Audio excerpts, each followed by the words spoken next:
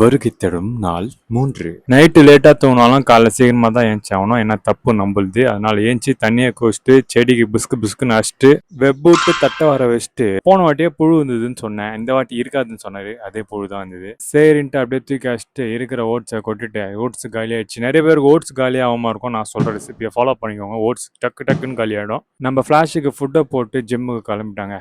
படிக்கட்டு ஏற முடியல, லைட்டாக முட்டி வலியாக இருந்தது, என்னன்னு தெரியல. டிசிப்ளின் வரணும்னா ஃபஸ்ட்டு செருப்பு ஒழுங்காக வைங்க, அதுக்கப்புறம் பொறுமையாக ஒன்று ஒன்றா வந்துடும் உங்களுக்கு.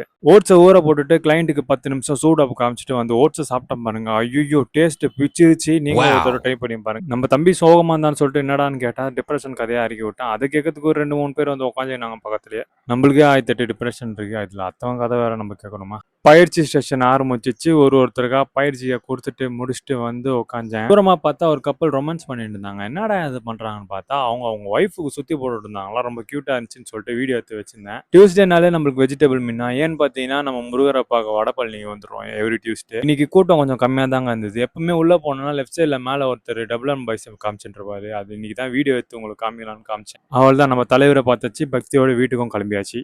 இன்னைக்கு என்ன ஒர்க் அவுட் பார்த்தீங்கன்னா சரியான வெறியான தொடக்கறி நாள். ஸ்ட்ரெச்சஸ்லாம் முடிச்சுட்டு ஒர்க் அவுட்டும் ஸ்டார்ட் பண்ண ஆரம்பிச்சாச்சு. சரி பம்ப் செக் பண்ணலாம்னு சொல்லிட்டு பம்ப் செக் பண்ணேன். கோழிக்கால் மாதிரி இருக்குதுங்க. சோகத்தோட போகிறேன். Bye bye. ஃபாலோ பண்ணாதீங்க, ஃபாலோ பண்ணிக்கோங்க.